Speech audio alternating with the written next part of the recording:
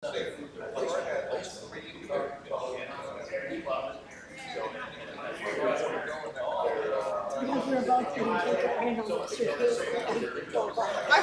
you see me when you went over the ceiling? I'm like cutting up pieces.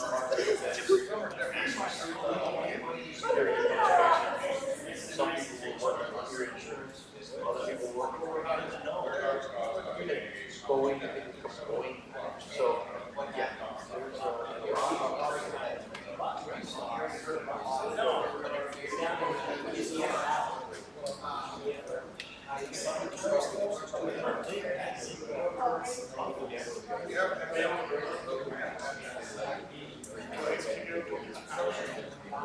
yeah.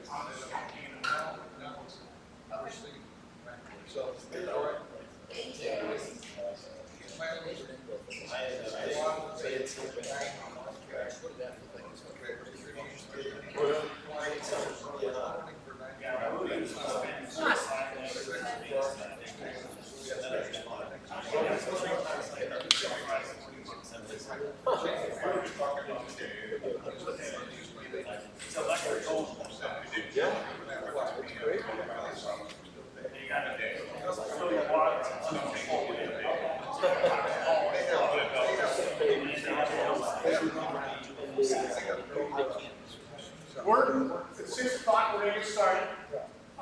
Feel free to keep eating, use the restroom, whatever you gotta do the work session. Pretty relaxed.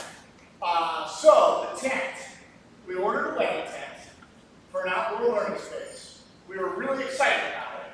We ordered it July, I believe it was the 19th. Something like that. Yeah.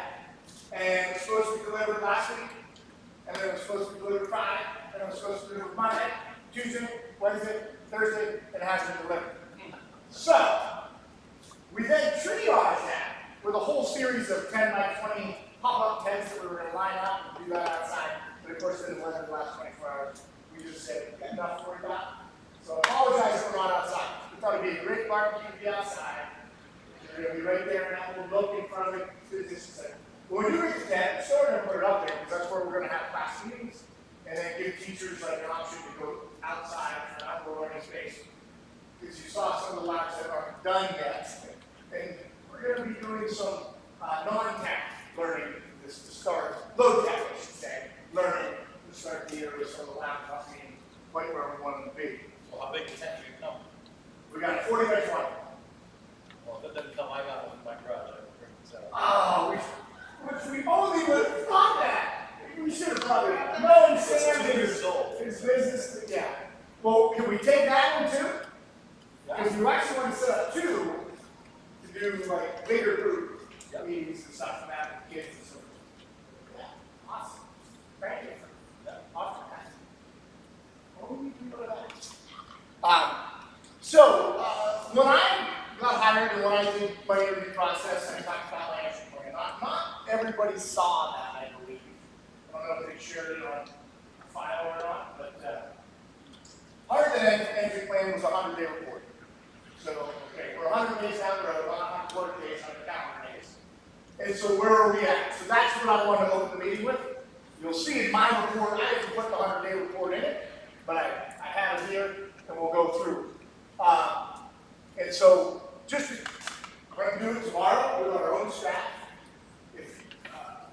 Our opening in-service discussion tomorrow with our whole staff. I talk about accountability, assets, and ACEs. Accountability is one of the things we're talking about in terms of purchasing and some other processes that we're trying to be more efficient and improve upon. Accountability is a two-way street there. It starts to be tough. So I do this presentation with them and say, shoot holes in it and tell me what I haven't done that I said I was going to do. I had this conversation with our admin team. I've had this conversation with some of our support staff, but I'm looking at it like, I'm doing what I'm not doing. I want to get better, continue to improve. It's always the goal. And so that's why I kind of go through this a little bit with you guys. When I presented, I just talked about philosophy as an educator. Pretty much it comes down to the very last line. They don't remember what you say you do. They remember how you make them feel, basically. And that's my philosophy. We talk about all the time. It's the student experience, and then the employee experience. A lot of people don't always talk about the employee experience. And that's one of the things I got out of my role in terms of one of my community service things of being the chairman of the board of UPMC Northwest. That student group talks about employee experience all the time. And I think that's our opportunity there. We have a great school here. We have a great staff. The student experience is spectacular. How many of you guys are graduates of ECTS? Right? When you talk to graduates, they love this place. So that's awesome. Right now, I think where we get a lot of mileage out is our employee experience, focus on improvements in that area. I'm a math guy, I was a math major, so I get to read, I listen to it on tape, on Audible as I drive back and forth. I'm still driving from Fall City right now, trying to get moved this fall into a house in Edinburgh. Power of Moments. Has anybody ever heard that book? Phenomenal book. Great audio book that was doing the book in the car. But they talk about that experience. The experience of experience of a young person in pediatric care in the hospital. We talk about how the experience of a John Deere employee getting hired and how they totally made the experience show. What was the experience from the first day that you had a job? We got there in there, and what did they do? There's a spot, that's where you're working, we'll see you a little bit. Here's a couple things to look at, call some names, see you later. Right? I mean, that sometimes is the experience they have. It wasn't a policy. Not for you, did they even have writing on paper with you? It was new. Okay. Technology, that was a circular one, so, right? And so when we redefined and talked about our new teacher and new staff orientation that we did this week, Julie had great ideas. She's like, I want to make this, blah, blah, blah, we want to do this, we want to do that. I said, awesome. I said, there's so much that happens when you become a teacher in the career tech field, coming from skilled trade, because you have no training in education. And it's like, all of a sudden they start throwing all these acronyms at you, and, oh, by the way, there's discipline, and there's a student handbook, and there's a employee handbook. It's like overwhelming. You talk to anybody, in my one-on-ones with the younger staff, they're like, it's so overwhelming. So we tried to, through that 3 days, sit down with those employees that are starting, their teachers, as well as their staff, and say, here's what you can expect. Day one, how do we handle students? What are the situations? We said, throw a situation out. How to handle a cell phone. How to handle a student collapsing your class. How to handle a kid swearing at you. All that stuff. And we just kind of rolled it out gradually, a gradual release, so that they didn't get overwhelmed. And then we gave them time to debrief and think about it. We had mentor teachers here. We just talked about situations. We talked philosophy. Some of the philosophy that I'm going to share tomorrow, I shared with them about 40 assets and support structure for youth. And then day two, we got the instructional aides in. We brought them in to make them part of, hey, this is your aid, this is your lifeline, we're going to help with this, that, whatever. We had talked about student services and special education. Great. I mean, they're not trained teachers.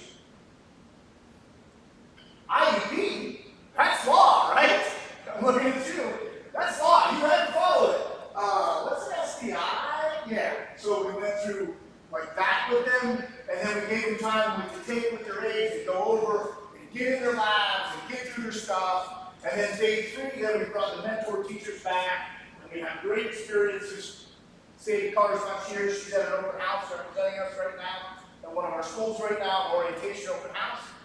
And they sat down and said, let's plan the first 2 weeks of what you're going to do, minute by minute, in your class for the first 2 weeks. You know, since you're hiring someone who's an electrician coming to electrical engineering, they never taught before. They never had a class on education, they don't know any training. And so, about that experience. So, we want to make sure that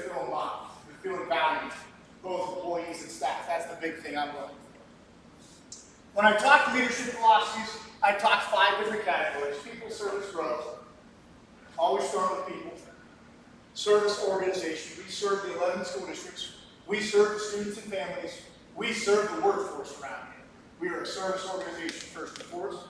And of course, growth. And of course, they've got to be responsible with finance as part of that accountability talk we're doing tomorrow morning. She's presenting as well in a budget breakout session. And then governance, right? Okay, there's rules, there's policies, there's laws, school code. I guess we got to follow that thing, right? On occasion. On occasion. No. Only if called upon, right? Only if someone raises a red flag. No. And so that goes into my philosophy as a leader, as the leader, the director of this organization, and what I'm looking for. And I've gone through this with all of our admin staff as well. Pillars of quality, though, we back up to my philosophy, character, service, and effort. Is what I always talk about. Character, service, and effort. That's what I talked about as a teacher, as a coach, as a principal, as an assistant executive. I always talk about that as the foundation of everything that I believe in. When I put in there zest and gratitude, because I'm a big believer in the research by Paul Tough, the character strengths on how children succeed, and I put them in there because those just give a little extra. Right? When you have that zest, that hustle, to me that's an employability thing. Hey, you're excited about life, you're excited about coming to work, but you like to work with those people, bring them up, help everybody out, willing to row the boat the same direction, willing to throw the thing, whatever it takes. I look at these girls over here, they're like, Lisa goes, I got to change the clothes in the car, but I mean, we were moving tables on ladders and doing all kinds of stuff today as we're piecing this thing back together. So, awesome zest. And then gratitude. Thankful for every single opportunity and situation you have. Huge research behind people that have that are way more healthy mentally, way more productive as a team worker, as a person. So I put those in there as my pillars of quality of what I'm looking for in my personal leadership philosophy. So, goals and outcomes, right? We kind of went through the introduction, went to the purpose and entry of the empty brand, the goals and outcomes, and I'm going to skip that because we're past this. I've already interviewed, I got the job, right? But I want to make sure that I'm following through on what I said I was going to do, and that's my purpose of this 100-day report. So I put them into 5 big categories: culture and student support, student success, engagement, and communication, organization capacity, and governance. I said the big outcomes I was looking for in my first 100 days, I'm looking for in my role as the director. And when I define those a little farther on this slide here, but I'm not going to skip this because I'm going to go and report out what I've done on each one of those here in a second. And so on the entry plan, we talked about before I started all the different research phase, then relationship building in that first couple months, and then getting the relevance and rigor, all the data, how do we measure success, and so forth. So those are the things I talked about in my entry plan. So, now for my 100-day report. Where are we at? What have we done? What have I done to live up to those things that we talked about? The big one I wanted to do was establish measurement tools for progress moving forward. I haven't got measurement tools in all areas. How do you measure governance, right? How do you measure organizational capacity? I'll get to that, but those are some of the things that we're still working on. But we are setting plans for continuous improvement, and I'm going to show you the goals that I'm going to roll out with our staff to start the school year. So in my entry plan goals, first off is culture and student support. And I defined it as communicating my personal and professional commitment for nurturing a student-focused culture of support, honest communication, focused listening, and affirmation of strengths and assets for students and staff. All right, so what have I done? One-on-one meetings with each staff member. I haven't got to every single staff member. Mostly our support staff and our instructional aides. When I put this out in May, when I do one-on-ones with everybody, they thought I was talking about the teachers, and I met with a few of them, and then they went away for the summer. So that's on my got to keep going and do this once they come back tomorrow. But we got over 80% of staff where I've met one-on-one with them, and I've talked about who they are, what makes them tick, how do we improve the school, how's everything going in your realm. Those meetings have got a lot of feedback. I've got a lot of feedback from. I've had that entry plan discussion where I went over this and said, hey, hold me accountable.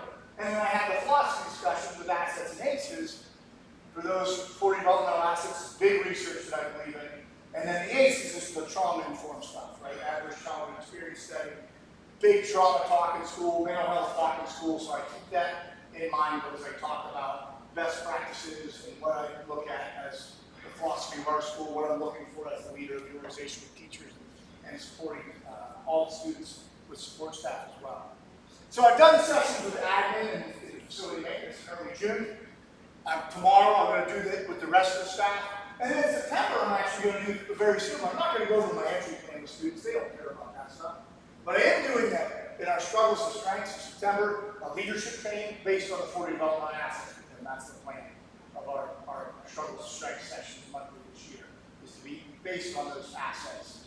And how do you support yourselves, let alone other people in your family, other kids you're around, and so forth. Under Domain 2 of Student Success, I kind of defined what I was looking for there, evidence-based, industry-recognized credentials, yada, yada, yada, a bunch of jargon, right? So what are we doing? What have we done? I'm putting plan in motion that pre-apprenticeship alignment. So our curriculum is awesome. Sandy Carter does a great job. We have a lot of good things going on. We have mapped out articulation agreements with all kinds of different colleges where our kids, by taking our class, can get credits when they go to EC3 or Penn State Maryland or Edinburgh or wherever they go. We have several different articulation agreements. We are connected with all of our trades, right? But one thing we could do is map our curriculum to different apprenticeships, pre-apprenticeship size things, and get into those things.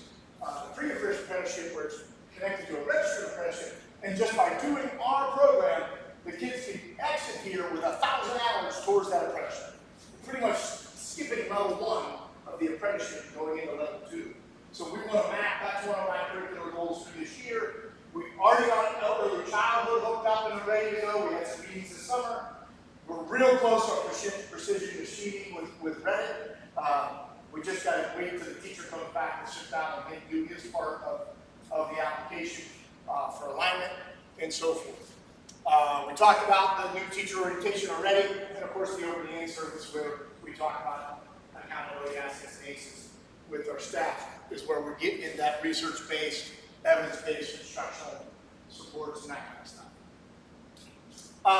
Under the third goal of my entry plan was about engagement and communications. Whoop, I hit the button. Build expectations for communication and further build positive relationships with stakeholders. So we've been doing a lot of stuff with positive communication, positive messaging. That's part of my accountability message tomorrow. Managing that, rowing the boat together, working together to paint a picture. When a parent calls, you kind of, I equate it, it's something you steal from healthcare, this is my role there, where the nurse says, oh, Dr. So, yeah, he'll be in it a little bit. Instead of, you say, hey, oh yeah, oh, he's wonderful. He's going to take care of you. He does this and that, and we're going to have this person come and this person meet. And kind of positive talk during the patient, so the patient experience is more positive. So the same thing when triaging a parent phone call, and they call and say, hey, can I talk to Mrs. Sweets? Absolutely. She's really busy right now, but she's really wonderful. She'll get back to you. She does this and this and this and this and whatever, and manage up as you kind of put in some things, some philosophy of the school about the good things we're doing, what's happening. Every time you talk to a stakeholder, whether it's parents, whether it's students, so oh, I need to say, oh, Deputy Gaines, oh, she's wonderful. She does this, she does that. We'll get her in touch with her. Whatever it might be, that managing up positive communication side of things. Admin communication. I look at you guys. Am I living up to it? Am I positive in my communications? Dell, you can't talk because we you and I in the renovation are not always positive. But, I look at it like I've given you philosophy talks. Feel free to tell me, no, I haven't. Am I very positive? I think I am. Not always. But, that idea of, hey, we got to rally the troops, we got to row together, we got to keep it positive, we got to focus on student success, we got to drill it down to students, so forth. And so that you can see some of those messages through there. Under organizational capacity, this is an ongoing thing, but feedback from the staff meetings, have an opinion again, what are we doing? We've had a lot of process discussions like purchasing, gonna roll out, hey, this is the process for purchasing. We tweak that a little bit so there's a little bit more checks and balances, some things like that. So that's part of looking at where are we at, how do we do things, what processes could we improve on. In the continuous improvement mindset, I look at like every little area is an opportunity to improve. Every little area. Now, I'm going to be full with the renovation. I haven't addressed a lot of the areas that I'm looking at, like we got some trash on the ground, we got some things that way. It will be addressed, I promise you. But right now, these guys are at capacity. And so we're focused on classroom spaces, and I'm not going to talk about the grass being long, and we need to weed whack, and we need to pull some weed, things like that. I haven't done. We've been short 3 guys in maintenance and custodial over the summer. I haven't pushed that one yet. But that's what I'm talking about. Every little area, what can we do to improve upon all kinds of different processes. And then with governments, it's working with you guys. Now, I have not got to have individual conversations with you guys. That's on my to-do list. I want to have a conversation, talk to you. If you guys would like to come in and schedule a meeting, great. We'll walk the school, we'll talk. If you just want to do it over the phone, great. I've had it with Sam multiple times, right? And actually Dennis and I have had some pretty good moments because Dennis is very involved and active with us. But I want to have that conversation. Where do you see us improving? Where do you see us going? What would you like to see moving forward? What feedback are you getting from the stakeholders in your realm? Is on my to-do list for the next 3 months to get to each one of you guys. But again, admin team, are we building these relationships? Are we a leadership team? Am I following through on what I said I was going to do? Do you feel like we're rallying as a group? Feel free to ask them and get their feedback. And so, the measurement tools are the tricky one. We already have, we went through data from July, a ton of that. Student survey, parent survey, SEL survey. There was the life track, the graduate survey, and so forth. We went through that data, we looked at it, and I believe that data for goals 1, 2, and 3 will work to measure data over time and take a look at this a year from now, like how are we doing? I'm still looking for the measurement tool for the staff side of things, the staff culture and communication. Quite haven't figured that one out yet. The measurement tool for organization capacity is I'm going to put together a whole packet of stuff at the end of this year of all the meetings we had, all the professional development we had, all the different things we got accomplished. And then I'm looking at a measurement tool, some kind of survey to you guys and our administration to say, all right, how are we following through in governance? Are there areas that we can improve on? Are there policies that we're missing?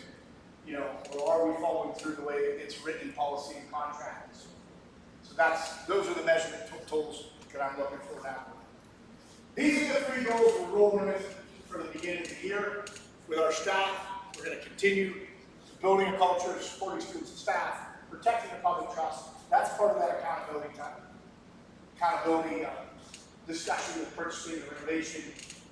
When our staff goes out and talks to the public about this renovation, people are going to get an image of what's going on through your textbook. And it's not good. So how do we treat our staff, right? Right now, our staff's come back, and it's supposed to be a lot more complete than it is. So how do we do that? And I'm going to have that conversation today. I'm not asking anybody to be dishonest. We're actually sensitive to the fact that this is a great place, and we don't want to paint it badly in any way, shape, or form. Now, if you hate this place, say what you want to say, but then maybe we need to execute and you can go find employment elsewhere. And then building relationships. I've been out with the superintendents. I've had a couple meetings. I rolled out the last meeting. I want to get to all the districts and meet their leadership teams. I asked them to invite me in. I'll give you a 10-minute spiel of where we're headed in tech school. I went to Gerard on Monday. They were the first ones to invite me in there. So hopefully more, take me up on that offer to get out there. We'll still keep the message going on what we're doing here at ECTS. So that is the summary of my 100-day report. Any questions? Yes, sir. Matt, you mentioned earlier about trying to hook up with local industries to try to do a free apprentice program. I think that is an outstanding idea because a lot of my good friends are all in the trade unions, and they're all hurting. And the length of these apprenticeships are 4 to 5 years. My nephew just got into the electrical apprentice, and I believe he's in year 2, maybe 3. left the job making $20 an hour, and as a year one apprentice, he went in at $15 an hour. He's raising 2 kids. You gotta get to year 5, and then all of a sudden, Yeah, you but get your if all of a sudden, if accredited time here at ECTS took a year off of that apprentice, that would be huge for young families. Yeah, yeah, and it is, and I love it, absolutely. I mean, I know that. 1,200 hours of their time here can count towards their apprenticeship. That's 1,200 hours of their farther advanced to move up that ratio. Aerospace engineers, the carpenters, they're all hurting. So, and I don't know if it's today's generation or what, but they're like, geez, I didn't want to go to college, so now I got to go through a 4 or 5 year apprenticeship program before I make any money. So if we can help them by knocking a year or 1,500 hours off of that, that is huge. It's huge. Agree completely. Yeah, so yeah, we want everyone in our program, we're working on that. It'll take a couple years, that's not gonna happen overnight. We got our early childhood going, we'll have precision machine going, as soon as that teacher has, maybe a month of time to put his curriculum stuff into the application of Fantastic goal. We already have the registered apprenticeship backing us there, so it's just a matter of, getting that. Good. Any other questions? How do you make out a drawing? What's that? What do you think about Dave Coma? I think he's a great guy. I think you're out talking. Well, there's a chance.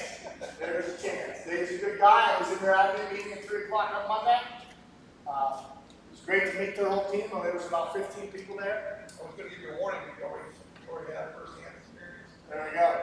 There we go. So yeah. All right. Kill that. Since we're already rolling, and I know I'm long-winded, I might as well just finish my report and keep going. Does that sound good to you guys? All right. And then we'll go. Will you pull up the director report? On board docs?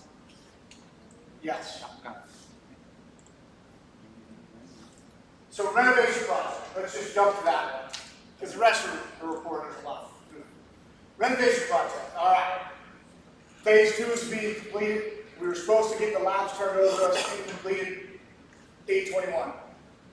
Rick Emmerich and I were at the job meetings every Wednesday. For the most part, he missed one, I missed one for different things over the summer.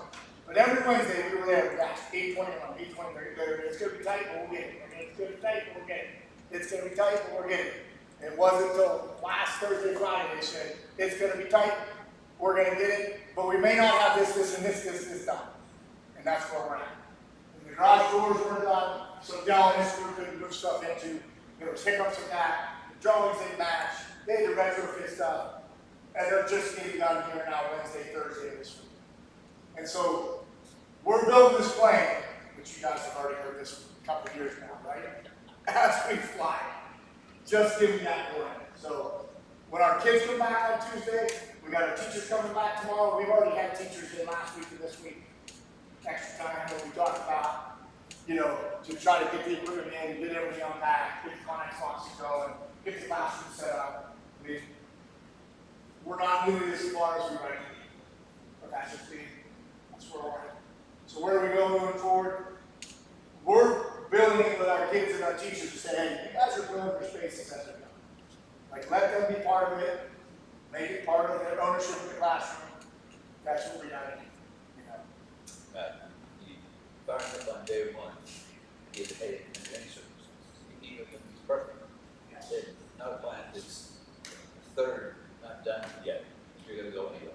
We're going anyway. So plan B. So, yeah. The good thing is we are going to be in those spaces, even though they're not done, and we're not having to relocate to a whole other space. Although we did explore those options. I did talk to AC3 about keeping loading back over here for the first one. And logistically, they start classes at 12:15 now, 4 days a week, so it couldn't be over here for that. Are there any concessions from the contractors or the laborers about the fact that we are now doing their job? If we have our kids and our staff and our janitorial people doing stuff they were supposed to have done by now, are there any concessions from them? There's probably not going to be any concessions, but not all of it is where we're doing stuff that they couldn't do. Because they were supposed to turn the lights off, and we were supposed to move all the stuff in. And so it'll be our students doing some of the stuff that our maintenance custodians would have taken care of if we had more time. Piggyback on that question though, if they're helping some of their staff, Perry staff is helping move things in, that is not necessarily on their list, but because it's late, they're not giving us a change order and charging us for that. We're fighting every change order, right? I promise you that. We had a pair of guys running like a forklift buggy in today, and we talked about that. We're not gonna charge for that, right? Now, he's not the ultimate say of Perry, but yeah, we're fighting. Well, it's like the lowering line, we'll be paying the lowering line. We're fighting. We sat there in May and said, guys, you can't change it, cream, right, which was on the plan. And we're in the lab, we got the plans there, we're all standing there, like, Chris, you gotta have non-reflective plate, have 10 feet in the lab, or 8 feet in the lab, right? Oh shit, it's code. Oh yeah, get that fixed. Well, Perry forgot, they were kind of frustrated, and so they needed to special got the plane. So I walked in that lab last Tuesday. And I just went to Donnie, all the things, superintendent Perry. We have a good relationship, I felt like I could say that. I'm laughing at that much time. You know, I said, we're all paying for this, get this hand the right way. He was like, oh, I don't have the specs. All right. And I went to Chris. We had some strong conversations. Talked about it again yesterday. So that's on Chris, Hoffman. They're taking care of that. Yeah, so we are fighting change orders that are like, come on guys, no. As much as we can. Matt, on the renovation project, this sounds like the time frame is 3 or 4 labs, more so than. It's affecting all of them, because what we talked about, it's like a Rubik's Cube, right? So all electrical was stored in auto body's lab, because it's right across the hall, and they were using it for the summer. So when we moved that stuff out, for them to start the demo, we moved it across the hall, and so forth. So right now that's all stored. Well, they were just finished the 4th floor yesterday, electrical. We taped off, we did the tour, right? They were waxing it. So all that's going to go there, so then we can get in and clean auto lights.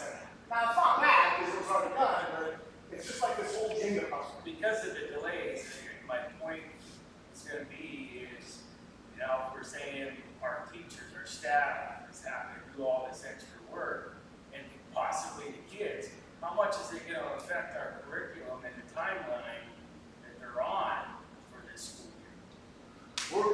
We're predicting a 7 to 10 day where, hey, but you can still make teaching lessons out of, you know, hey, setting up the equipment and moving it. That's what we're talking about, right? You teach about a piece of equipment, you teach safety behind it, you teach how to use it. We're setting that up as we're teaching it. The same concept, basically. It's how it's not ideal. No. Yeah. But we don't have any other answers for To it. be brutally honest, it's very disappointing because, you know, what is this, the 3rd, 4th date we've been given, and when we can get this, get that, and change order after change order, like Sam said, we better not be paying for this stuff. Somebody else better be paying the bill, because it just seems to me, no matter what renovation project we do, whether it's our home school or this school, it always seems like the contractor thinks the school districts have a blank checkbook, Oh, yeah. and you can just keep paying and paying and paying. And the same for your house. Oh, yeah. What renovation project your house doesn't go over budget and be delayed and that kind of stuff. Very, very rare. We know it's not that simple, but we are fighting it. And one of the big things is we're going to go over the Cosmo 2 numbers that came in just from Monday. I asked for them a dozen times to finally get them. We're going to go over that Cosmo 2 situation. You're going to see that. Put in there, air to emissions. One of the worst one-liners I've ever heard from my architect. Air over emission. Yeah. We hate that. Well, at what point is 1,001 of those acceptable? What was there, 80 grand worth 6 months ago on Yep. fireproofing some rafters? Yep. Steve, I see you always there. I'm not, I'm on the other side of the fence most times. Most times. I mean, we know, I go into it in my mind, like, okay, we're always going to run behind. reduction on any renovation. If you're gonna do this 25%, it's rough in there. That's how I do it in my house, right? Now, school, probably about similar, where we're at in Palmer. So, I don't know. We're gonna make the best of it. We're gonna get there, temporary convenience for permanent convenience for improvement. We'll get to March, we'll be here before you know it, and then we'll be like, whew, now we just get to do those couple things we push out the next summer. Then we didn't have time with daily lockers and stuff like that, we just said, push it to next time. That is not gonna stop us from opening school, you know, clog up our halls. They literally were painting the walls Monday, Tuesday, Wednesday this week, so, and the main hall, so. We're trying to also move in and work around maintaining halls with plastic up there. On the flip side, the halls do look, they're dirty because of everything moving, but they're They're getting cleaner. Yeah, they're, If you would have saw last week, you would have been like, I'm sure. we would have tried to breathe in that hallway, actually, but yes, yes. All the ceiling tiles are in, it's starting to look semi-finished. If you scroll to the very end of my renovation report, most of this stuff we'll work back up through. Pretty much talked about it. We're 8/21, but there's a lot of hiccups in that plan. Several change orders with the paving, a whole other one. You know, we got several change orders there for the sub bases, just kept being crazy everywhere. Yeah, we're starting the last phase of that way. You know, they moved the end back to the end of January, so right now we're saying February 2024. Perry's saying we're still going to be done in December, but there's going to be stuff this time. That's pretty much it. Any questions on the renovation? So when you said the cosmetology part, round 2, I guess I'll say. You ready for that? Sure. I mean, I assume you got prices by now. I You got have a hand out. We're going to go over here. Oh, all right. Yes, yes. I don't want to jump in. Yeah, that's okay. Because I knew that we talked about that a couple months ago, that we're going to get into pricing. Yeah. And So with if you're whatever back- contingency money may or may not be left with bullet point number 3, we'll see where that lands. So that's part of her report that she has, but we'll cover that. So just give us numbers and then we can go through that later on, if that's okay. Will you back up to the beginning? I don't think there's anything crazy on there. We talked about that. Erie's Give Days. Thank you, Dennis. We got a letter coming. We had $1,150 donated from 7 different donors with Erie's Gives. So thank you to those donors. Keep going down. Pack the conference. That's something people go to every year. I was the only one that went this year, but it's the annual conference to network and learn about CTE with the state. Vehicle purchasing. Good news, the 10 buses are in. They just reported to us we'll be here in about 2 months for our transition center programs. That's good news. Finally in. We also got a new truck for our maintenance. It was in the plans. We finally got that one as well. Keep rolling down. We hosted skills trades. You talked about hooking up with the electrical unit and plumbers unit. We actually did. We hosted a teacher in the workplace day at our building where we went through the renovation. We had electrical unit and a plumber. We had different people talking about the skill trades for different teachers. We're going to do the same thing with students in this fall. So Erie Career Street and Erie Together Group is organizing a day with students to bring them here and do the same thing with this, like student in the workplace, where we're the line of sight. There's a student spotlight of some kids that were working all summer in our what used to be the AYES program. Because we don't have someone certified in that, we're calling it the AAM program, which is the Advanced Auto Mentorship Program. Those are the ones that we're working at this year. Keep rolling. And that's it. So now, Cosmo 2. Here we go. On this form, I have Cosmo 2, and I have our computer networking, since we don't have a teacher for computer networking, triage plan.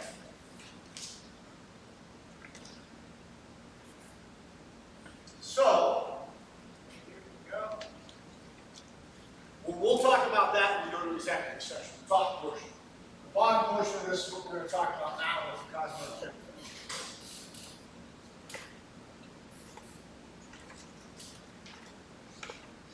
Good, sir. So on the bottom there, the numbers came in from the contractors.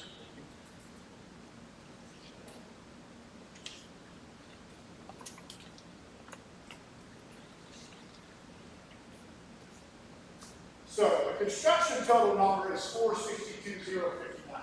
Sorry.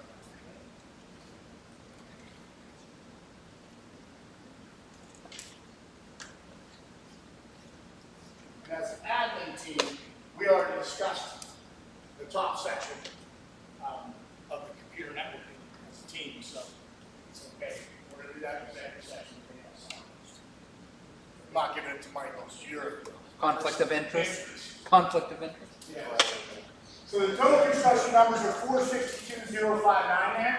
You can see the bids from Perry, Church and Murdoch, Stovall, D&G for their work to turn that extra Cosmo lab into a Cosmo lab, as well as taking the other labs, retrofitting them for sports therapy and health sciences, health systems. I go in there 20% air emission into the budget. 20%, do you think that's enough? It's a not lately. Yeah. Lab setups, and that's the lab, the specialized equipment, the tables, and all that kind of stuff. We had a quote. Basically, we got a renewal. Our teacher had put that together when we were looking at this proposal last spring. And then the theory room setup, I just put in a number in there for basic tables, chairs, teacher desks, that kind of stuff, which we would have to buy and set up for the teacher. So with that, the additional considerations with the construction subtotal, you see 637 there as the rough budget. How does that come into what we discussed? Our estimate. Yeah. So they said about $450,000 for construction, is what we had talked about a couple months ago. So it's right in line there. My recommendation is we do not progress forward with Cosmos. I am not in favor. Contingency funds, we are at a balance of what? $1 million? Sorry. No. It's like $1 million? We're at 1 million, our balance is at 1 million, but we have projected amounts, so if we spend what's projected, we'll have like 942. 942,000. So that's a big factor. The other factor is the student factor. I know we talked about, we had a big wait list in Cosmo, and it'd be a great program. But we built 2 new labs for 2 new programs. And if we do Cosmo, we get 1 new program. So you're getting 48 more students in rather than 96. You don't really get a program, you get an addition to the program that we already have. We double our program that we already have from 48 to 96. But I look at you get 48 new students. We have those 2 new labs that they built that we're not using quite yet. That we are going to put a program in each with the original plan, which then gives you 48 students in each program with a 1 teacher lab in each one. That's 96 students. So that's where I come in to say I'm not in favor of the second Cosmo. I think we'll get more bang for our buck in the long run with 2 programs added versus 1 Cosmo stand. And you met with the superintendents last week. I did meet with superintendents last week. I did not have these conversations. Not last week, August 11th. Okay. So I have not had this conversation with our superintendent. Because they were the ones really pushing this. Yeah. Correct. So I have nothing on approval for this meeting. This is just informational. But think about September 1st is my next time where I'm actually going to have this conversation with superintendents.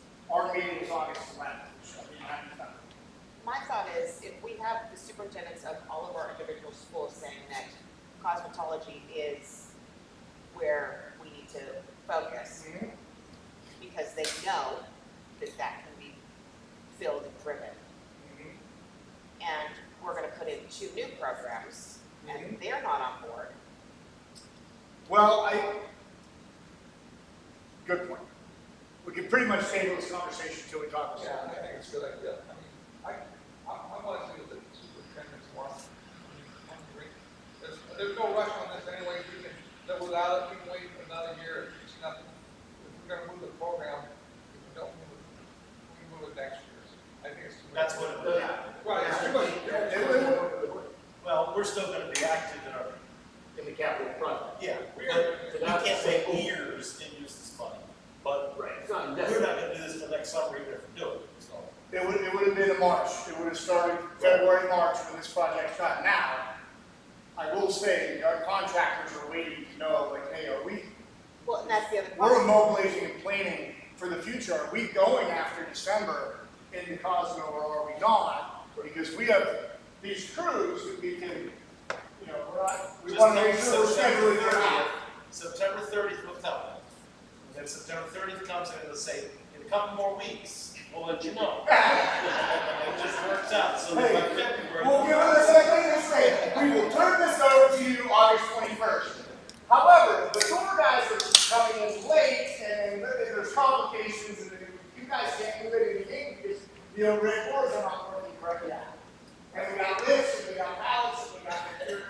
The only thing I'm concerned with This is what is I we spent get. a lot of time coming up with numbers on how many kids did not get into cosmetology for the previous 5 years. And we as a group said this was gonna be our plan going forward just 2-3 months ago. Right. I mean, somebody's got to really twist my arm to make me change my mind. It seemed like the reasons were good then. Why would they be good now? It says that we're still gonna have enough in the contingency fund to fund it. We're not looking at a deficit at this point in time.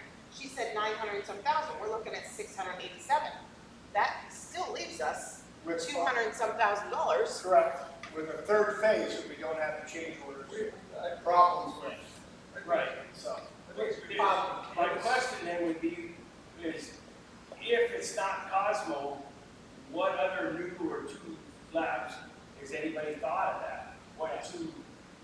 so protective services would probably be the first one that we would want to roll out in my mind.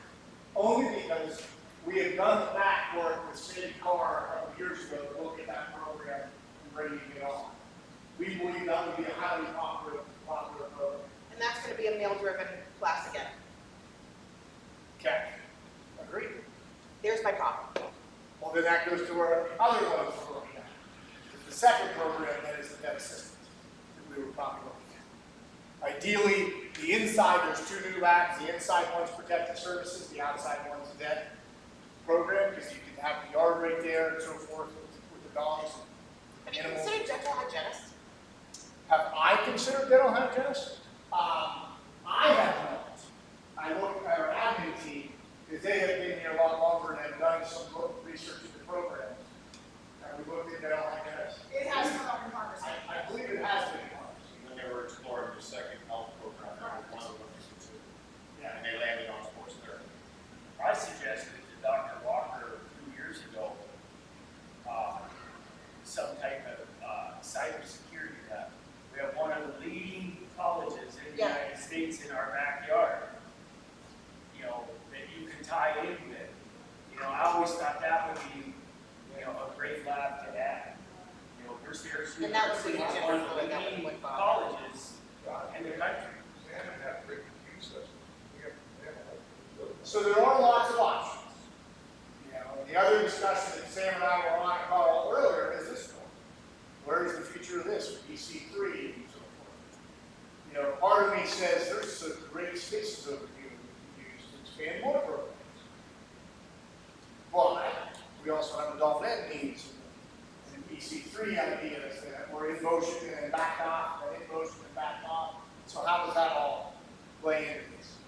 Now, quick question, with this public, you guys might know better, with Cosmo, the Cosmo program we got now, we got maybe 10 to 15 students graduating that year, right? So, yeah, we're 16. Okay, how many of those are going and actually practicing getting the licenses? So we could take that down. I don't have it. I know, but, you know, But it's not high. that's the other. That's the problem, it's not a high, what's the word? State, Minority occupation. high priority occupation. It was on the high priority occupation list. It is not. There's a lot of them that are on it. It was on the last round, Oh. and it just came off on this round. So it was a year ago at this time on the high priority occupation list. Now that thing gets renewed like every 2 years, and it came off on this last one. verify that, don't quote me on that right now. I believe there was a push to get it on, part of that was starting at local school. Tony, or not Tony, Matt, and down in the school, so that they could get the funding to start school, yada yada. And then they got, rallied the troops to get it on there, and then since that's up and running now, then it's come on. There's a lot of petition by the different industry to get the things on there. When we talked about this a couple months ago, there was a lot of tentative information. And my recollection of that is we had a good discussion then, as we're having a good discussion now, to move forward with looking at it as a possibility with more detail. Once we crossed the bridge and knew we weren't doing it now, remember that's what we were hoping to try to do. So, good information, I think It opens the conversation. right. Yeah, and we're not closing this, because we're gonna have the conversation with the superintendents, right? I did not have this with the superintendents, so I'll have that conversation with the superintendents. We'll see what the theory is. I have had this conversation with Rick Emmerich. Obviously, he couldn't be here tonight, with the family situation. So, he would be the first to tell you. We had this conversation, and we went through, Cosmo is a great program. It would be definitely for more females getting here, because we have 37% of our population female versus male. It would definitely be heavily female. I just hate to take spaces that were already completed in this renovation project. We already spent however much dollars to complete those areas, a couple $100,000.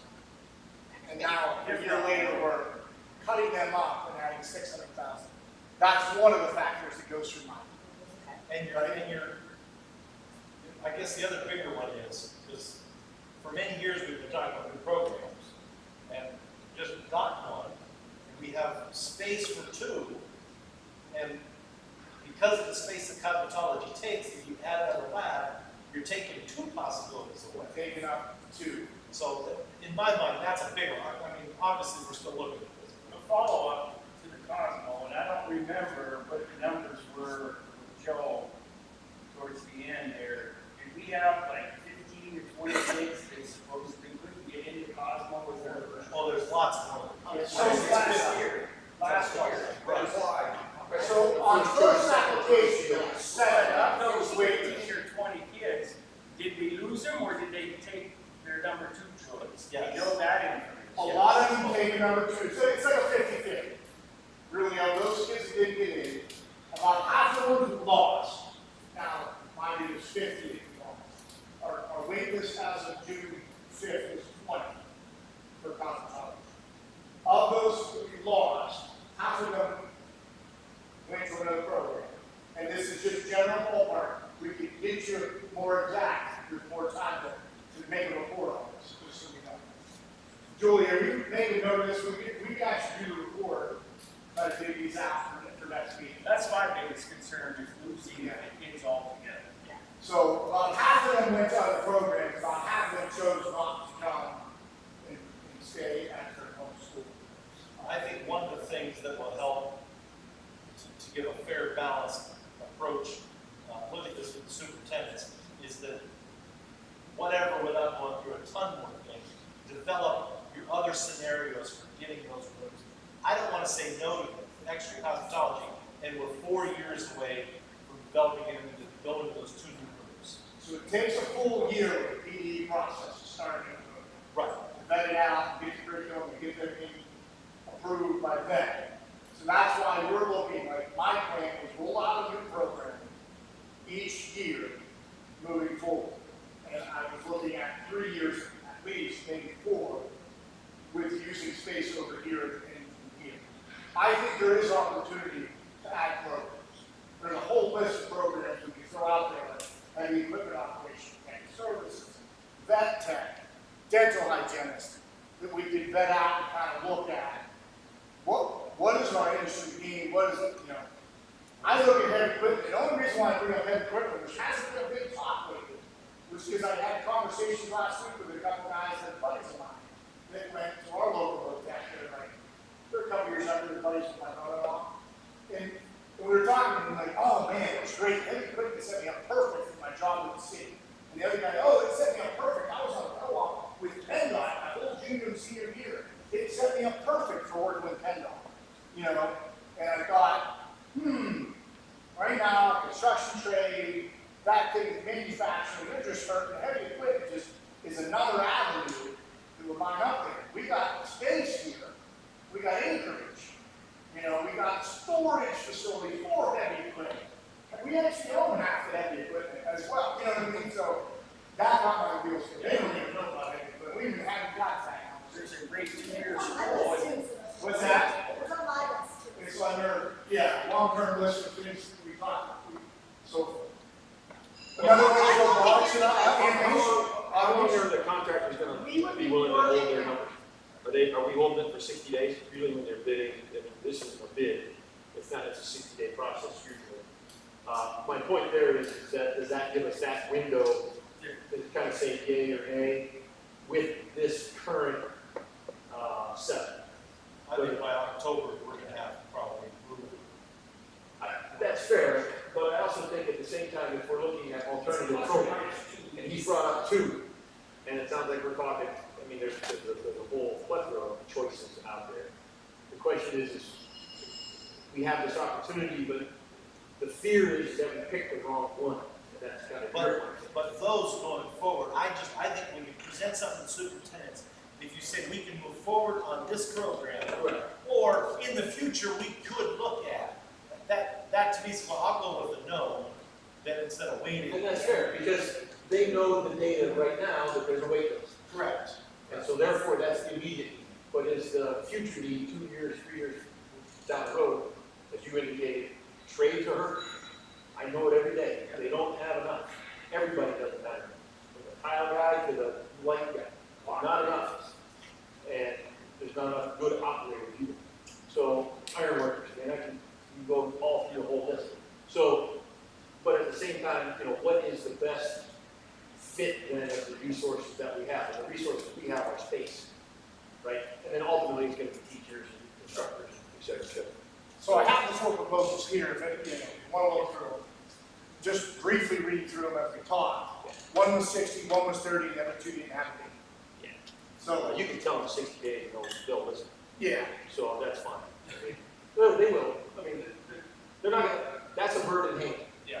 And so if you tell them 60 days, they'll win. They absolutely will. so. Am I wrong? So they asked us to go to the architect, and I said, here's the timeline. Yeah. We may have a decision with a board meeting this week, we may be able to tell you one way or another, but most likely we're probably looking at an actionable item. I wanted it for discussion, we don't have it on the agenda, we weren't ready for any votes and that kind of stuff.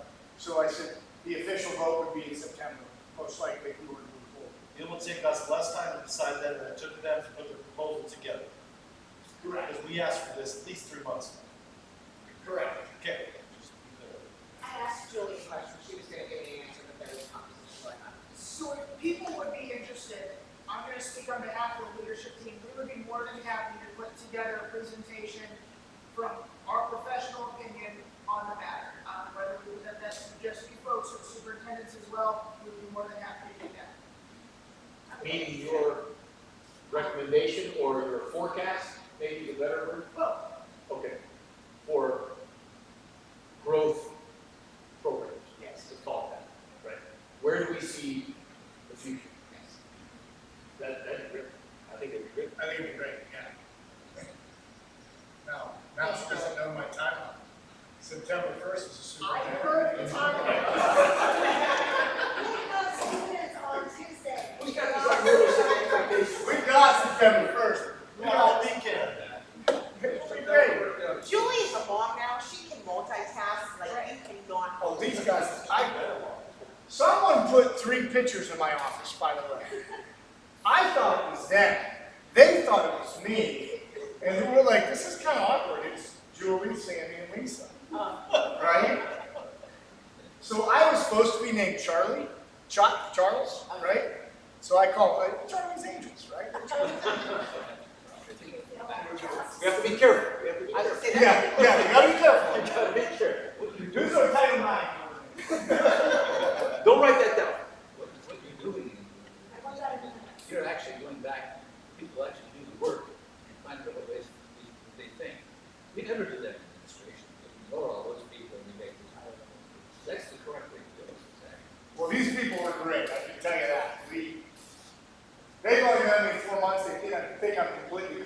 exciting. But now, we have a great team here. I'm gonna tell you what, this place is awesome. And everyone asks me, you know, how's it going? How's your new job? And I just say, listen, this is diamond in the rough. I love where I'm at. I love this place. I love to hear, I run into so many people as I'm meeting them and say, oh, I graduated from there. That place was great.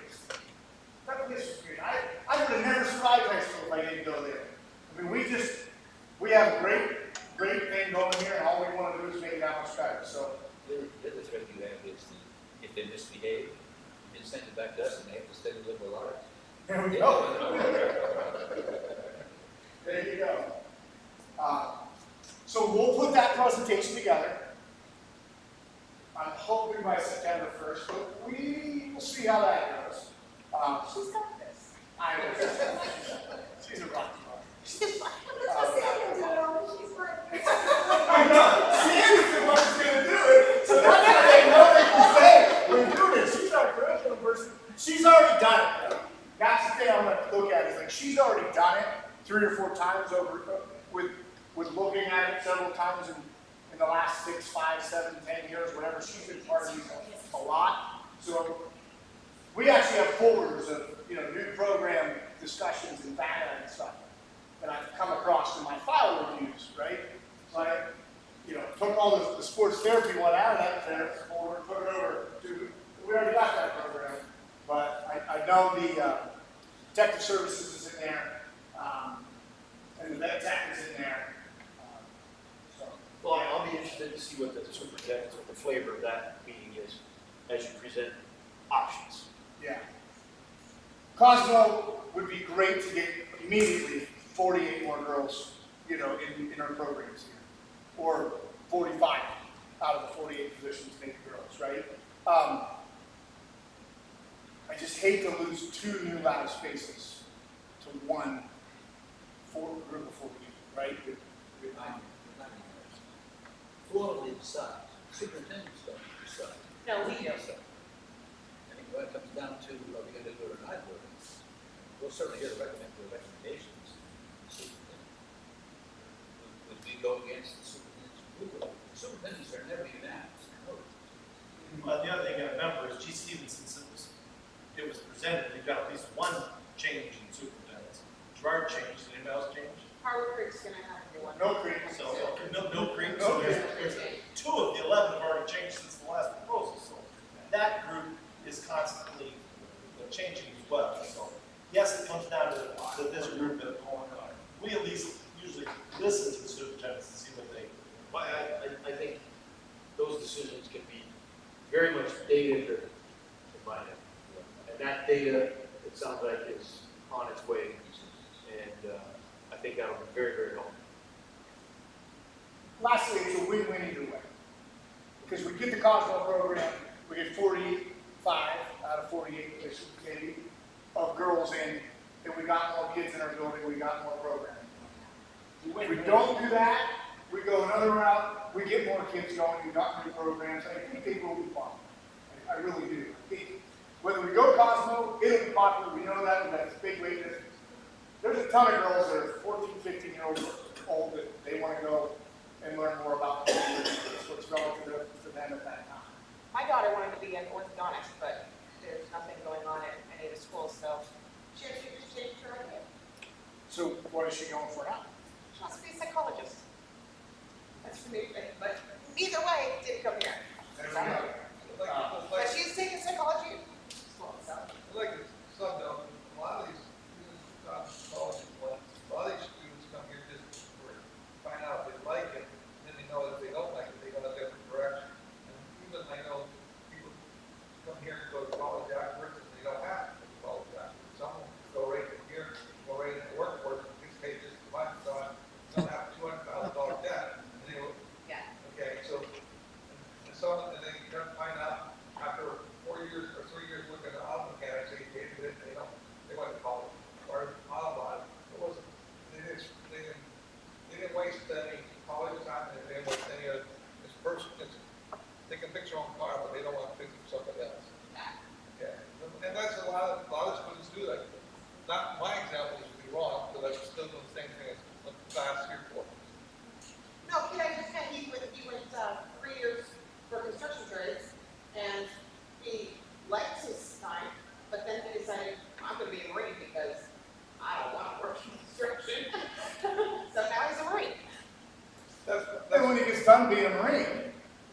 He They'll does probably do something else, you know, in some other, I mean, they'll probably train them. But in he has a some skill, way. he has a skill. He does have skill, Yeah, yes.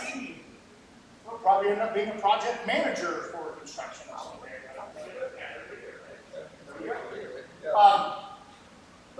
At our graduation this year, one of our student speakers was a girl from cosmetology. Wonderful. Her name? Milo Brown. Mila Brown. She was from Mill Creek, am I correct there? Yes. I believe she was from Mill Creek. Excellent speaker, by the way. She's going law. Her plan is to go to law school. She's going to school for pre-law to go to law school. She went to our cosmetology program. So that's right to your point. We give them experiences, we give them certifications and training and that kind of stuff that they can either use as a side hustle, like she talked about. I'm going to use this to pay, you know, to do work on the side, to pay for school and whatever, or they can go and make it their main career and so forth. So it's a great either way experience. You know, that's how I look at it. We go with that conversation? All right. As we peruse the entire agenda, if you look down through it, is there anything else we want to discuss or have questions on? We have a lot of new hires on there. We still do not have the computer networking teacher, but we're going to talk about that when you bring your little sheet with us to executive session. We'll talk about the personnel on this. We have electrical engineering. Thank goodness, we're really excited about it.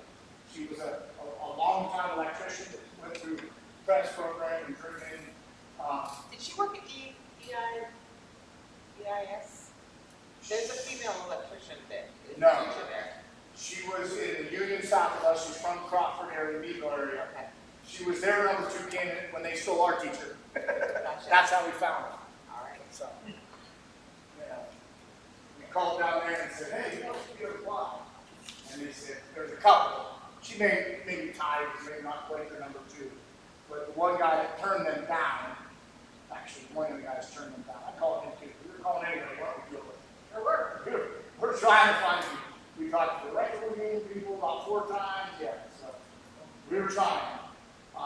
We were really happy to get her. In a couple days here, like Sandy, been here 25 years after the orientation, she said, well, we got some real good ones. I'm really excited about the questions they were asking and thoughts they were doing. It was good. So that's electrical engineering. Nicole Zornizer. Nikki, she goes by. Larson is the nursing. And that was a competitive process. We had a lot of good applicants there. She actually did a long-term sub with us when Sherry State was out, like 2016, 17, for like a whole semester. And most people were like, I really don't remember. Which no news is good news in our world of administration, right? They said, yeah, she just took care of things. I don't remember having to do anything with, like, there was any problems, you know what I mean? So that was a good thing, we felt. And then she interviewed all of us. We had 2 maintenance hires. We found 2 maintenance. One of the maintenance guys, just to let you know that we approved in June, never showed up to work. So we didn't fire him. We didn't let him go. I don't believe we have to do anything action-wise before that. He just never started. So we approved him. 50% show up, that's good. Yeah. But we did find someone else which is now working, that's on our list there. I'm missing one. Oh. Automotive tech, Brian Kerr. So he's a guy that's run a couple shops in Gateway Springs and out in Fairview. Gerard. Fairview. West County. West County. West County, yeah. West side of town. So we're pretty happy to get him. He has taught in our adult ed classes in the past before here, so we were happy. He actually wants to do more, you know, kind of older kids, so he's dipping his toe in the 10, 11, 12 years. But we're pretty lucky to have him. We're going to hopefully everything works out really well with him. And then Stacey Wall-Ridge is our enrollment engagement coordinator. We're really excited about her. She got an elementary education degree and a counseling master's. Has worked in several schools and a lot of mental health stuff for the last 20 years. So we're pretty excited about her. We'll probably invite those. I was planning on inviting them to the next board meeting once they get the feet wet, so you guys can put a name with a face. If everyone's okay with that.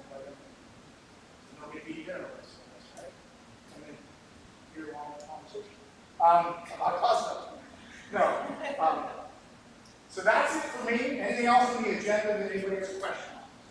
The finance, when do we send out statements for our school district invoices?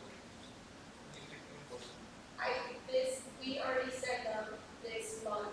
Okay. We sent the last invoice, I'm down to like $3.5 million. And I did email Matt did let the superintendent know that I was going to send the last invoice, that he will put his managers and let them know that it's coming. That's the final one, right? Yeah, that's the final, it's like $2.4 million something. Right, that's right, I can Yeah. report that. All right. Other questions, let's go to the executive. There's public comment in the regular meeting. Question. Your elementary and middle schools have CTE pathways that feed into your high school programs. Not really. They're trying. They're trying to build more pathways and have more discussions with Chapter 339 and the K-12 career and guidance planning process. They have portfolios the kids are doing, and they're trying to get them exposed to more things. That's something that I rolled out to our superintendents as fifth grade field trips to expose them a little earlier to our facility, especially once we're done and it's polished and pretty. But there isn't true, like, academy pathways. The reason I ask is, and I'm new to this, but what the lady down at the end of the page said, we're going into certain things. If kids can see it, they can be it. So what I've been finding out is a lot of girls, they think construction, they think that there's nothing there. So the intent is to, by middle school, to expose them to that so that they can figure out, oh, I could do this. There's certain things that are probably too difficult, but there are definitely some that they can. And so then they have the pathway, because right now, then they just, it's not on their radar screen at all. There's nothing to this call. They already told you to do it. I agree. So one of the things we do and then we're going to go to executive session, we do a great coloring book. I thought that was a great project that we give to the third graders, that's all of our skilled trades with the non-traditional representation. So you have the female in auto tech, the female in construction, you have the male in the health services, the male in cosmetology, as that coloring book that all third graders in our Erie County 11 setting schools get. So we are rowing that direction. We are trying to have those conversations. We are very cognizant in our recruiting and engagement efforts for non-traditional recruiters. Absolutely. I think our home schools are opening up more and more than that. I know. In younger ages. So we hosted this morning the Greater Erie Chamber Manufacturing Partnership group, and there was quite a few people. It was 16 or something like that from the different manufacturers, and that was part of our discussion, is that exposure in the young ages.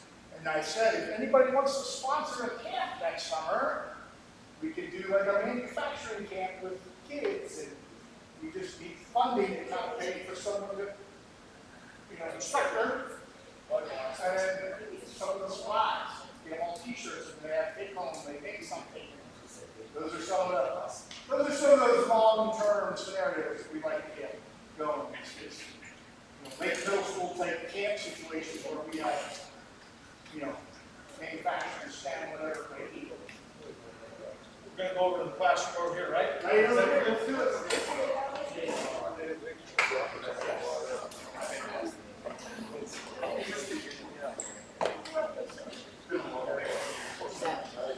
Oh, we got the grand tour. You missed it.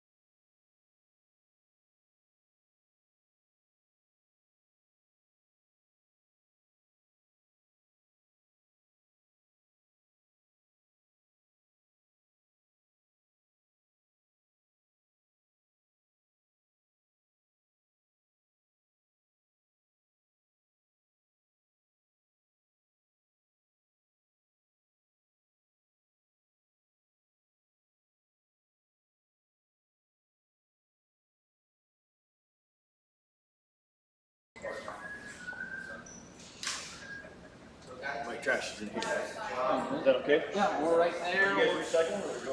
No, I just take, yeah, it doesn't matter. We'll take care of it. Never indicated during the interviews at all that there would be any issues with keeping these. You gotta be a glutton for punishment. Oh. Let's just hope this glutton of punishment isn't like the whole year. I think it says sucker right here on your forehead. Yeah, you got it. Garbage? Yeah. You mentioned the tattoo on it, it's perfect. There's one in there.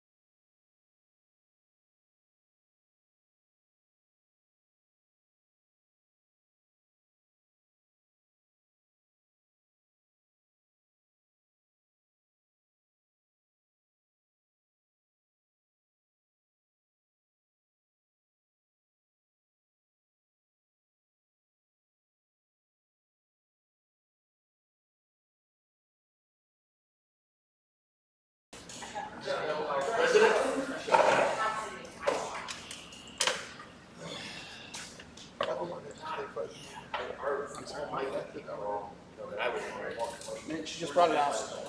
You just brought it out for you. Yeah, he wanted more, Each cop back. All right, let's call this meeting to order. Let's have a moment of reflection, please.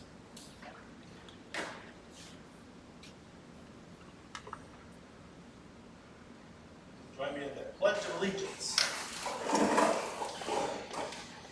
I pledge allegiance to the flag of the United States of America and to the republic for which it stands, one nation, under God, indivisible, with liberty and justice for all. We have roll call. Mr. McGinnis, Mr. Gordon, Present. Dr. Wise, Present. Mr. Osmanning, Here. Ms. Frank, here, Mr. King, Mr. Lindner, Mr. Moody, Mr. Rainey, Here. Mr. Gilbert, Here. Mr. Morbe. Here. Thank you. And just prior to our calling this meeting order, we did have an executive session for personnel. Are there any amendments? Do they have any amendments for the meeting? Hearing none. Meeting minutes. I'd like to move those. So moved. Second. Moved and second. Any discussion, corrections? All those in favor signify by saying aye. Aye. Opposed? Carried. Student accomplishment highlights, anything? I put that on my board report, I highlighted the 5A and That's all. Good, thank you. So, Guest and public comment. there you go. The floor is yours. My name is Michael McSweeney. I'm the Career Technical Education Coordinator for the California Home Building Foundation. So the first thought is, son, you're a long way from home. I grew up in the western suburbs of Cleveland, moved to California in 1984. Been in the construction industry pretty much my whole life. It allows you a lot of pivot points. I had a very irregular career path. Self-employed contractor, self-employed teenager, homeowner at 22. I owned 3 houses by 24. I literally taught myself trades by time running books. Decided to sell those houses, move to California because I wanted to build houses, and my millionaire uncle said there's more opportunity there than in Cleveland. He was right. And then for the next 25 years, I got my own contractor's license, worked for myself. At 50, the voice in my head said, you might want to change the direction about how you go. So I became a lobbyist for the Building Industry Association for 10 years. I took one of my hobbies, which was local politics, and married it to my experience and got a job. While doing that, the last year I was a lobbyist.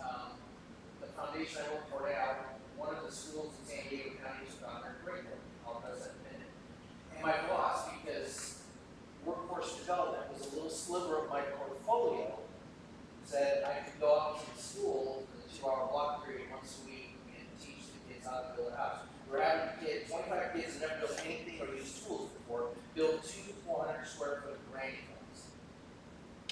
It was the most emotionally fulfilling thing I've done as a professional.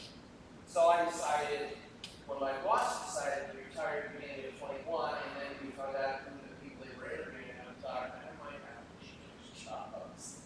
And the Home Building Foundation had reached out to me and said, do you know anybody that would want to take over Southern California? So I applied, and there was another person who applied, so they basically took the job and split it, so I do the entire state. I'm the person between our curriculum and the classroom.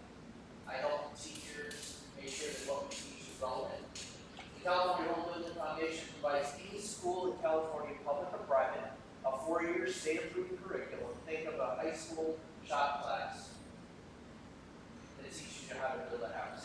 So that expose kids to all the possibilities that the industry provides.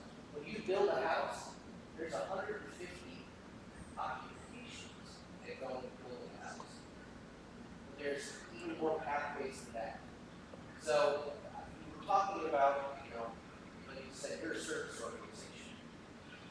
So how do you serve? And you said there's this demand for cosmetology. I'm going to leave you with one factor. In the next 13 years, by 2036, nationwide, 53% of the skilled trades persons will retire. So you've got 48 kids, you've got 2 classes, 96 kids.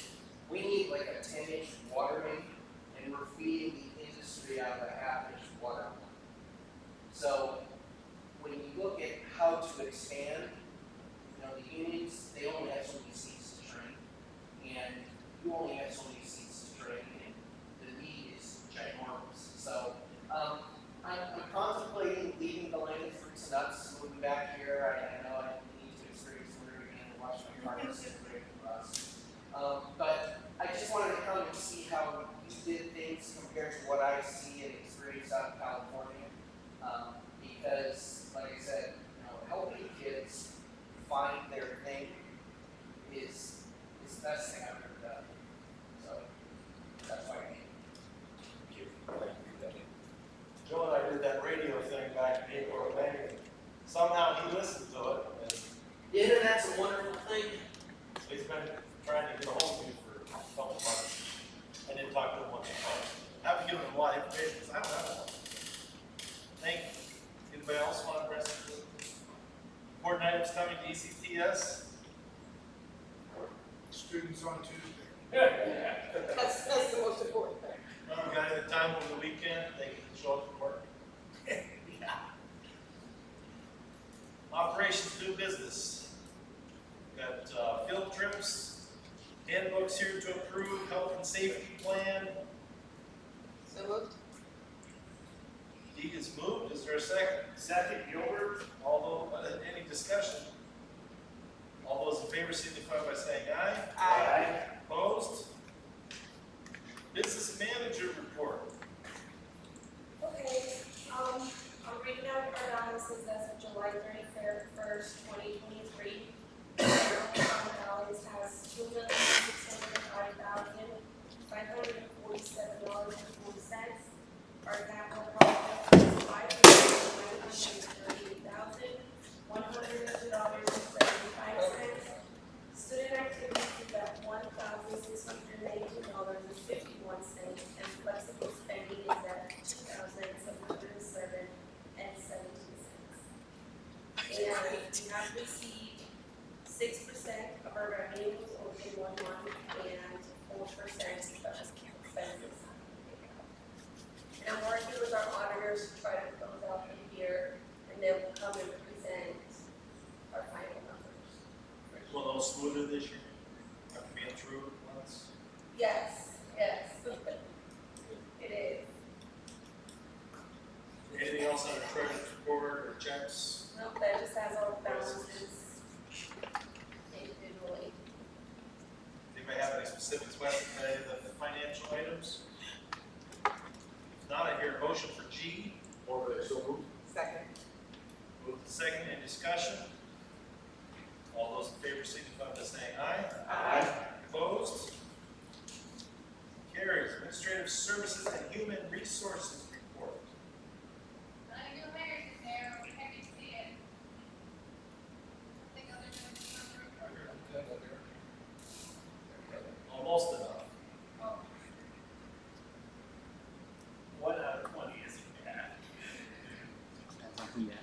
questions for Kevin on anything?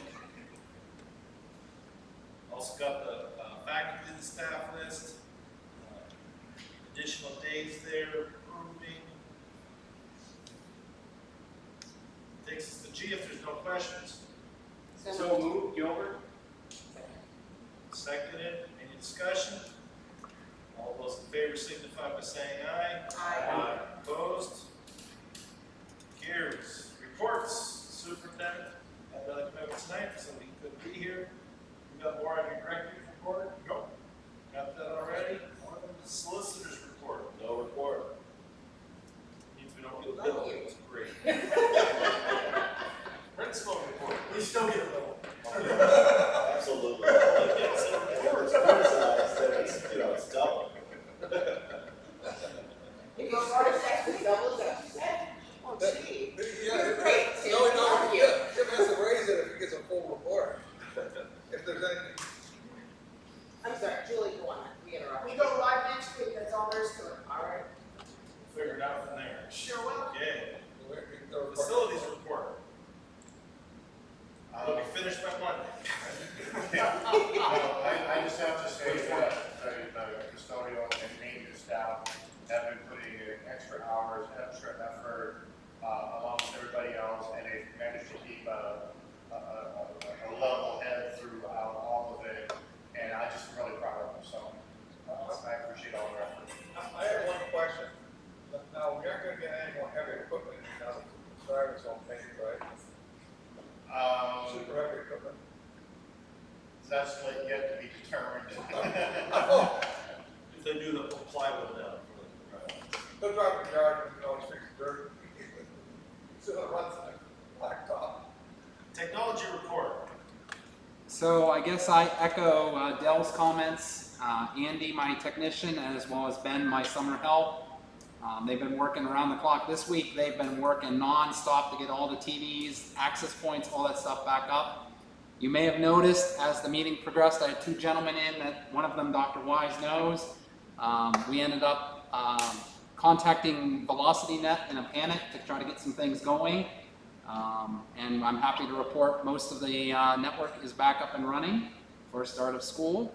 And we have a lot more technology things to fix, but at least the things that have to be done for the start of school are ready to go or should be ready to go by Tuesday. If I can interrupt for a second, I want to echo what Dell and Mike said, that our support staff, custodians, technicians, they have been hustling non-stop. We tried to say thank you earlier this week with a little ice cream social at the end of the day, but it's not enough. So if you see one of them and you walk past and just feel free to say thank you for helping us get this, I guess for lack of a better word, train wreck in the school ready to go for students. I have to say, while you report, I was watching Dell's face. And each time you probably said something, his face that was.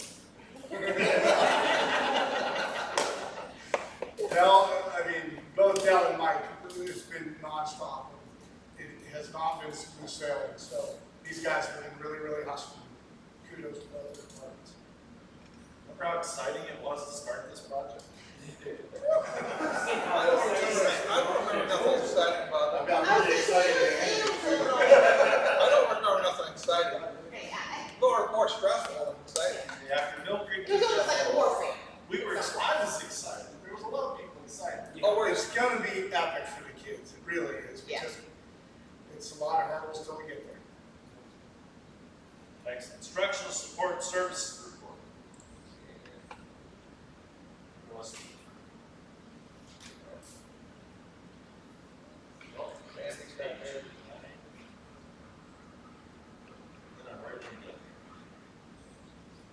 Did I miss a, we need to approve or accept the reports? No, Okay. they're also. And we got supplemental. Anything on renovation, reports that people Yeah, look I was at? just gonna say that. No, I don't know if you, I didn't put it in the agenda, I can email it, but I can give you an update on the report I give you every month. Well, I have paid out the contractors 88%,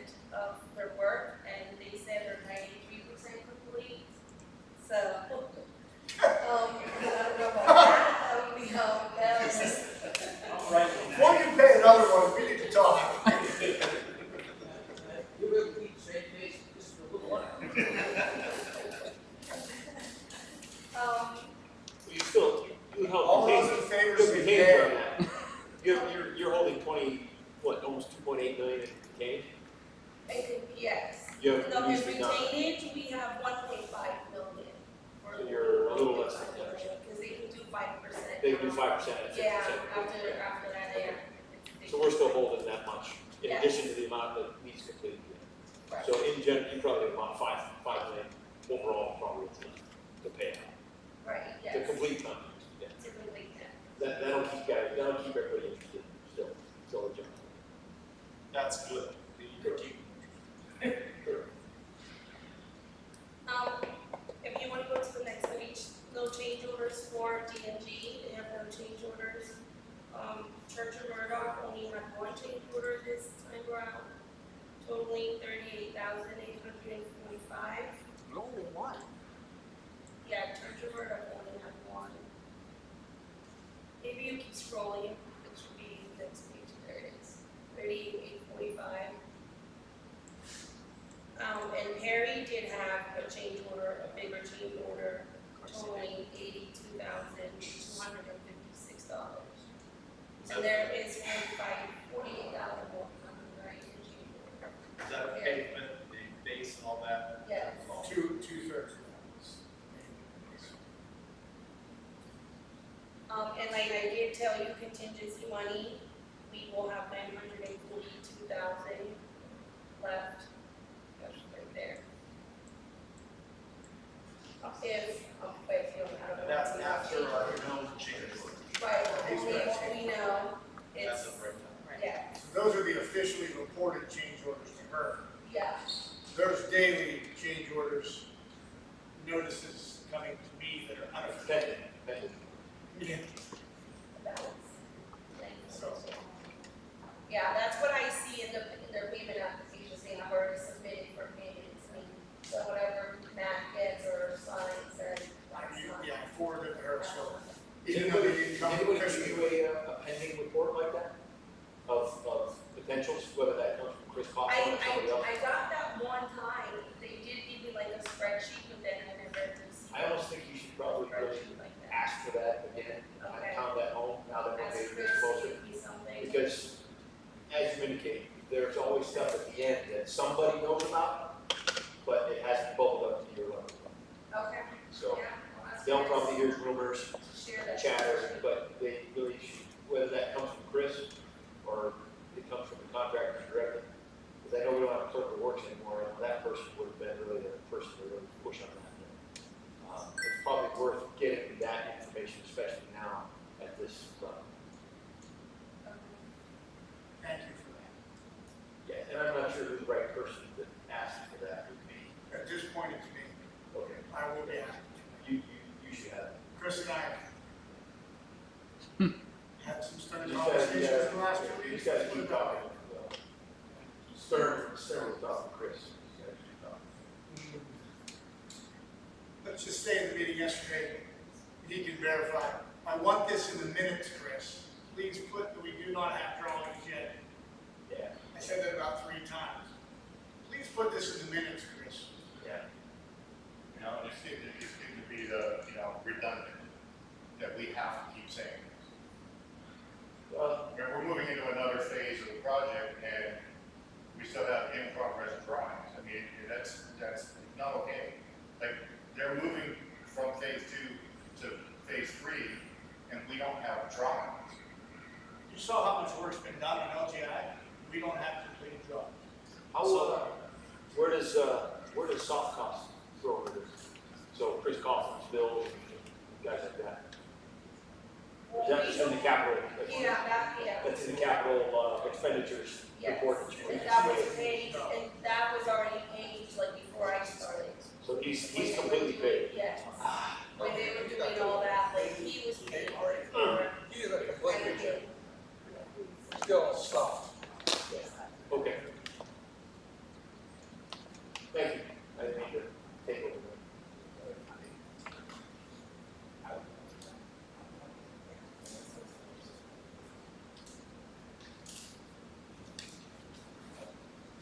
Okay, good. Any correspondence? No staff travel there, fundraising. Oh, we do have fundraising. Fundraising. There's a motion there, somebody like to So moved. That, Jerry, second. More than a second. Moved and seconded, any discussion? All those in favor signify by saying aye. Aye. Opposed? There is no facility use request, good thing. Use, yeah? Sam, I have one thing. Sure. Just on a positive note, after our last meeting, I think it was in June, I was fortunate enough to hire another ECTS grad, came out of the precision machining class. He started probably 3 weeks after graduation, he was Seneca High School. Great young man, and the 2 kids that I hired this year from ECTS, they both have great work ethic. They're some of the first ones there every day on time. So I think they've been led down the correct path, and I have to say, we were taught that here at ECTS. So far, the one's been there co-op for me all year, and the new guy, he's doing a great job too. So, the future of my shop is coming out of ECTS. I have a total of 4 kids there now. 2 of them from the Port of Tech, 2 of them from ECTS. They're the future of our company if they stay here. Excellent. Can we send a bill to the company to help us? 10% kickback. Do you have one of our signs? Yes. Okay, This is Rob. Rob. Yeah, he dropped them off. It's nice drive around, see those. Yep. And on another note, my parent company, I don't know how many welders he took out of Lyle's class, but a lot of those kids worked at our parent company all summer long, and I believe a few of them were staying on. They hired some of their graduates. So, there's a lot of ECTS grads that are in our organization. Next meeting, September 28th. Anything else for the good of the order? There's a motion, is there a second? That's second. Awesome. Have a great holiday weekend next weekend, and a good end of summer.